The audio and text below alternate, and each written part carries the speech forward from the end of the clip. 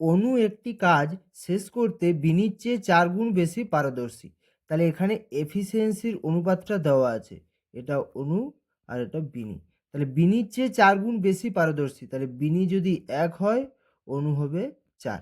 এবার কি বলেছে দেখো, তারা একসঙ্গে কাজটি 7 ঘন্টায় শেষ করে। তাহলে টোটাল কাজ কত হবে বলো তো? তারা একসাথে কাজ করছে, তাহলে অনু 4 কাজ করছে আর বিনি 1 কাজ করছে, তাহলে কি 4 একে 5। তারা একসাথে কাজ করলে একদিনে 5 কাজ করবে। তারা সরি, একদিন বলে না, ঘন্টায় বলেছে। তাহলে 1 ঘন্টায় তারা 5 কাজ করবে, তাহলে 7 ঘন্টায় কত কাজ করবে? এটাই আমাদের টোটাল ওয়ার্ক হয়ে যাবে। তাহলে 7 গুণিত 5, তাহলে কত হবে বলো তো? 35। এবার কি জানতে চেয়েছে বলো তো?